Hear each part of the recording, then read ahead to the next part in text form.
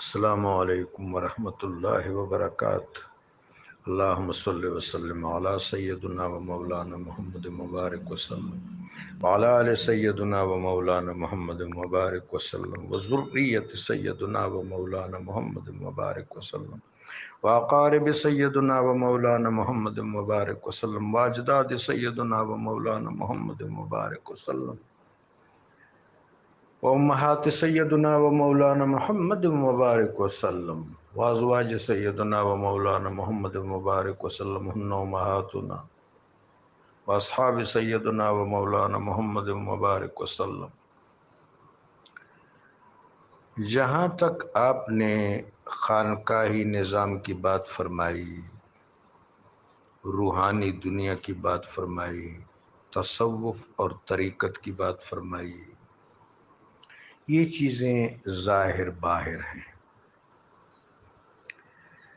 بعض جگہوں پر ہم پانی کا وجود دیکھتے ہیں، ہم سمندر، دریا، ندی، تالاب کی صورت میں پانی کا وجود دیکھتے ہیں، لیکن یہ پانی وہاں سے ڈرین ہوتا ہے، بہتا ہے، زرخیز زمین پر لگتا ہے، وہاں ہم پانی کا وجود نہیں دیکھتے، پانی کے اسمار دیکھتے ہیں، پانی کے برکات دیکھتے ہیں، پانی کے نتائج دیکھتے ہیں، پھولوں کی صورت میں، سایہ دار درختوں کی صورت میں، پھلدار درختوں کی صورت میں، سبزیوں کی صورت میں، پھلوں کی صورت میں، باغ و بہار کی صورت میں، لہلہاتے کھیتوں کی صورت میں۔ تو قرآن عظیم نے طریقت اور تصوف کے حوالے سے یہی اسلوب اختیار کیا ہے کہ تصوف کے خواص بتائے ہیں، تصوف کے اسمار بتائے ہیں، تصوف کے الطاف و نتائج بتائے ہیں۔ آپ شروع سے دیکھ لیں، ھدی للمتقین، یہ متقین کے لیے ہدایت ہے۔ ایک متقین کا کلامی ترجمہ ہے، متقین عاقلین کو کہتے ہیں۔ عقل وہ لطیفہ نوری ہے جس کے ذریعے ہم عالم ناسوت میں مصروف عمل ہیں، اپنی اپنی منازل کی طرف بڑھ رہے ہیں۔ ایک صنعت کار عقل استعمال کرتا ہے تو صنعت و حرفت کرتا ہے، ایک کان کن بھی عقل استعمال کرتا ہے، چرواہا گلابان عقل استعمال کرتا ہے، زمیندار کسان دہقان عقل استعمال کرتا ہے، معلم عقل استعمال کرتا ہے۔ اس عالم ناسوت میں جو ہمارے فرائض ہیں، ہمارا کبد ہے، ہمارے تکلفات ہیں، ہمارے ابتلاعات ہیں، ہماری تحریکات ہیں، وہ عقل کے مرہون منت ہیں۔ عقل جب سر اٹھاتی ہے تو محض عقل ہوتی ہے، پھر جب اس کو استعمال کیا جاتا ہے سرمایہ لطفی کو اور جوہری کو، جو وجود کے اندر معنوی طور پر موجود ہے، تو اس کا اگلا درجہ خرد ہے۔ قرآن نے ایسے لوگوں کو یا اولی الالباب کہہ کے پکارا ہے۔ لب کا ترجمہ خرد ہے، یہ عقل کی اگلی پروموشن ہے۔ پھر جس وقت یہ خرد افروز لوگ آگے بڑھتے ہیں اور تکمیل تک پہنچتے ہیں تو ان کو اولی النہا کہا جاتا ہے، نہایت تک پہنچنے والے، تکمیل تک پہنچنے والے، کلائمیکس تک پہنچنے والے، صحیح ثمرات و نتائج تک پہنچنے والے۔ پھر عقل کا اگلا مرحلہ بصیرت، اگلا مرحلہ حکمت، اس پر کبھی تفصیل سے بات کریں گے۔ سر دست یہ دیکھنا ہے کہ ھدی للمتقین میں عقل کے اہل عقل کے پہلے طبقہ کو انہی عقل کے نقطہ ابتدا و آغاز کے متحملین کو خطاب فرمایا گیا کہ یہ عاقلین کے لیے ہدایت. یہ تو نحوی ترجمہ ہو گیا، تمدنی ترجمہ ہو گیا، فلسفک اپروچ ہو گئی، تفسیری اپروچ ہو گئی. لیکن اگر متقین کو قرآن میں تلاش کیا جائے کہ تقوی کا محل کہاں ہے، ذالک ومن یعظم شعائر اللہ فانہا من تقوی القلوب، جو لوگ اللہ کے شعائر کا احترام کرتے ہیں، تعظیم کرتے ہیں، ان کے قلوب متقی ہیں. اس کا مطلب ہے کہ قلب محل تقوی ہے. تو متقین کا مطلب کیا ہوگا؟ متعظمین، اللہ کے شاعر کا احترام کرنے والے، تعظیم کرنے والے. اب جو لوگ اللہ کے شاعر کی تعظیم کرتے ہیں وہ محبوبان بارگاہ ہوتے ہیں. تو قرآن عظیم کا تو آغاز ہی تصوف اور طریقت سے ہوا ہے. پھر آپ درمیان میں دیکھیں متصدقین، متورعین، خاشعین، محسنین، مقسطین، مخبتین، یہ سب تصوف کی خصوصیات ہیں اور تصوف کے احوال و مکانات و تمکینات. اگلی بات کہ پھر آقا و مولا علیہ السلام کا دور سعید اجتماع ہے. اس پر سوچنا چاہیے. اگلوں کا بھی اجتماع ہے، پچھلوں کا بھی اجتماع ہے. جن چیزوں تک مستشرقین پہنچ گئے ہیں ان چیزوں تک نہ معلوم ہمارے علماء کیوں نہیں پہنچ رہے. ڈاکٹر نکلسن لکھتا ہے کہ حضرت آدم علیہ السلام سے لے کر سیدنا عیسیٰ علیہ السلام تک، ہمارے جد آدم علیہ السلام سے لے کر سیدنا عیسیٰ روح اللہ علیہ السلام تک کا جو زمانہ ہے یہ میکنگ آف محمد ہے. اٹ از میکنگ آف محمد. یہ وہ تسلسل ہے جو تکمیل محمدی ہے. پھر نبی علیہ السلام جب رونق افروز ہوئے تو آپ کی ذات میں اجتماعیت، اکملیت، جامعیت، خاتمیت، سب کچھ.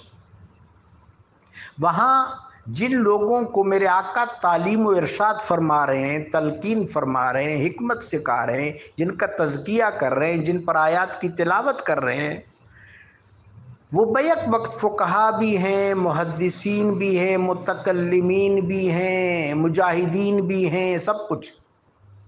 اس کے بعد یہ حلقے الگ الگ مشخص ہوئے. محدثین، فقہا، متکلمین، اہل طریقت الگ الگ مشخص ہوئے. اور پھر ان تمام حلقوں میں جن کا بعد میں تعین و تشخص ہوا، جو باقاعدہ انسٹیٹیوٹ یا ڈپارٹمنٹ کی صورت اختیار کر گئے، جس طرح ایک سلطنت کے مختلف صیغے ہوتے ہیں، مختلف شعبہ جات اور اقالیم ہوتے ہیں، ان میں سب سے اونچا شعبہ تصوف ہے.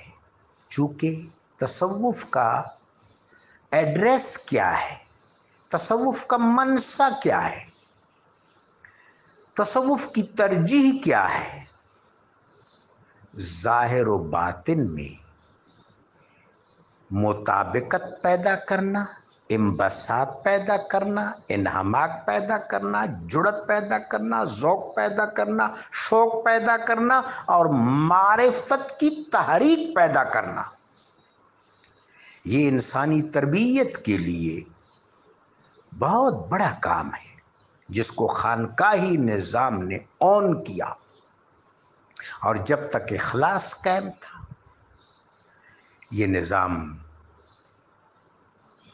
ہمیشہ خدمت میں بڑھ چڑھ کر منصع شہود پر جلوگر رہا. مسلمانوں پر جب سیاسی طور پر سخت وقت آئے، جب جنگ میں وہ بری طرح ناکام ہو گئے، شکست کھا گئے. مثلا میں صرف ایک مثال، ایسی کئی مثالیں ہیں، بڑی بڑی 14 مثالیں ہیں تاریخ کی سطح پر. میں یہ اس تاریخ کی بات کر رہا ہوں جو محبوب پاک علیہ الصلاۃ والسلام اور خلفائے راشدین کے بعد جو ہماری سیاسی یا تمدنی تاریخ، اس تاریخ میں 14 ایسی کٹھن مثالیں ہیں جب مسلمان سیاسی طور پر یا عسکری طور پر بری طرح شکست کھا گئے۔ میں صرف اس میں سے ایک مثال بیان کرتا ہوں۔ جب فتنہ مغول، گو کہ اتنا بڑا پرابلم نہیں تھا، لیکن بے اتفاقی کی وجہ سے وہ چھا گیا۔ اگر صرف بغداد کے حکمران جو اپنے آپ کو خلفاء کہتے تھے، وہ بھی جلال الدین خوارزم شاہ کے ساتھ تعاون کرتے تو بھی وہ منگولوں کو پسپا کر لیتا، ان کو شکست فاش دے دیتا بہت آسانی سے۔ انہوں نے جلال الدین خوارزم شاہ جو ایک بادشاہ تھا، خلیفہ تو نہیں تھا، ائمہ اہل بیت اطہار میں سے نہیں تھا، لیکن ایک صالح بادشاہ ضرور تھا، صالح ہونے کے ساتھ ساتھ، منصف مزاج ہونے کے ساتھ ساتھ، حمیت بردار اور غیرت مند ہونے کے ساتھ ساتھ وہ کمال کا جنگجو تھا، کمال کا مدبر تھا، جنگی امور میں اس کو مہارت تامہ حاصل تھی۔ اگر اس کا اپنا والد علاء الدین خوارزم شاہ بھی حماقتیں نہ کرتا اور اس کا مشورہ مانتا، اس کے راستے میں نہ آتا، تو منگول بخارا اور سمرقند کو بھی فتح نہیں کر سکتے تھے۔ لیکن افسوس کہ علاء الدین نے بزدلی کی بنیاد ڈالی اور ابتدائی جو یلغار ہے منگولوں کی وہ کامیاب ہو گئی۔ پھر بالآخر نظام سے بے دخل کر دیا جلال الدین خوارزم شاہ نے اپنے والد کو احترام کے ساتھ، اور زمام کار اپنے ہاتھ میں لی۔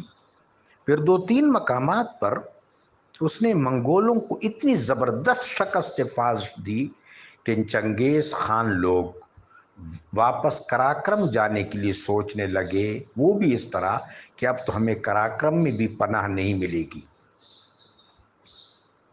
اس دوران اس طرح ہوا کہ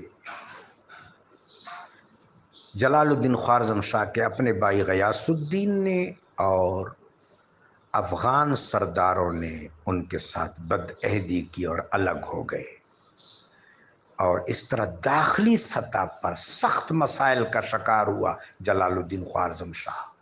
ایسے حالات میں اس نے شمس الدین التتمش سے بھی تعاون کی درخواست کی، خلیفہ بغداد سے بار بار، کسی طرف سے تعاون نہیں آیا۔ عثمانیوں سے بھی، جو بالکل اس وقت یوں سمجھے اوس یا اوغوس قبائل اپنے ابتدائی جد و جہد میں تھے، انہوں نے بھی کوئی مدد نہیں کی، بالکل تنے تنہا آخر دم تک لڑتا رہا۔ اگر صرف شمس الدین التتمش سے ان کو تعاون مل جاتا یا بغداد سے تعاون مل جاتا ہے، کم از کم داخلی طور پر اس کو مسائل کا سامنا، غداریوں کا سامنا نہ کرنا پڑتا، تو منگولوں کو شکست دینا جلال الدین کے لیے بالکل بائیں ہاتھ کا کھیل تھا۔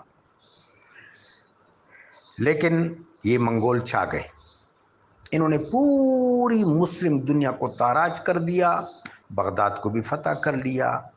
بالآخر ہلاکو خان کے بعد ان کا ایک آدمی برقع خان مسلمان ہو گیا، اور باقی جو تھے ان کو مارکہ عین جالوت میں ملک الظاہر البیبرس نے شکست فاش دے دی۔ اس طرح یہ فتنہ ختم ہو گیا۔ لیکن میں گزارش یہ کر رہا ہوں کہ جب یہ فتنہ مسلط رہا تو مسلمانوں کی عسکری اور سیاسی طاقت بالکل کل عدم ہو گئی تھی۔ اس دوران اگر کسی جماعت نے مسلمانوں کی اجتماعی حیت کی، امت مسلمہ کی، ملت مسلمہ کی حفاظت کی ہے تو وہ صرف اور صرف صوفیہ ہیں۔ اس کا مطلب ہے کہ خانقاہی نظام اور تصوف کا شعبہ کتنا اہم، کتنا ناگزیر، کتنا افادہ آمیز اور کتنا کمپلسری ہے۔ ہاں، اپنے خصوصیات کے ساتھ۔ اگر خصوصیات سے انحراف کر لے پھر تو دکانداری ہے، پھر تو تصوف نہیں ہے۔ اب آپ نے 1-2 باتیں اور بھی پوچھی ہیں۔ درویش فارسی زبان کا لفظ ہے درویش درویش، دونوں معنوں میں مستعمل ہے۔ درویش ہے تو مرشد کے لیے استعمال ہوگا، درویش ہے تو مرشد یعنی مرید۔ اچھا، یہ چیزیں ہم ذرا پروناؤن صحیح نہیں کرتے، المودت گروپ میں اس چیز کا بھی اہتمام اور التزام کیا جائے، اور ہے، آپ سب اہل علم ہیں ماشاءاللہ، ان چیزوں کو خوب سمجھتے ہیں۔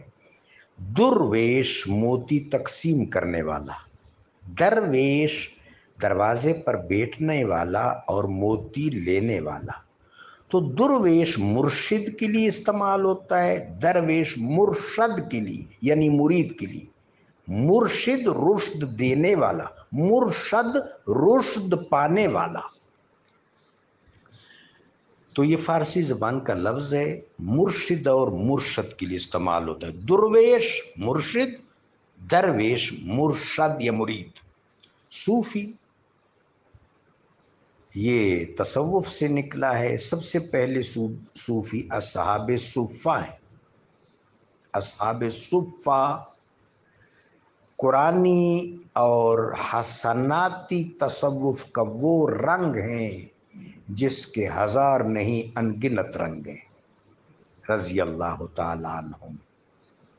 اہل علم نے صوفی کو واضح کیا ہے، ظاہر و باطن میں صف بندی ہو، باطن صاف ہو، ظاہر مجلہ ہو، اس کے کردار میں خلق میں راستی ہو۔ صفا آراستگی کو بھی کہتے ہیں، صفا اس روشنی کو بھی کہتے ہیں جو پورے ماحول کو منور کرے۔ تو اس درخشان اور ذوفشان اہلیت کے حامل کو صوفی کہتے ہیں۔ صوفی بڑا لفظ ہے، سالک مرید سب کے لیے استعمال ہوتا ہے۔ قلندر کون ہوتا ہے؟ قلندر یوں سمجھے کہ یہ صوفیہ کا پہلوان ہوتا ہے، پہلوان۔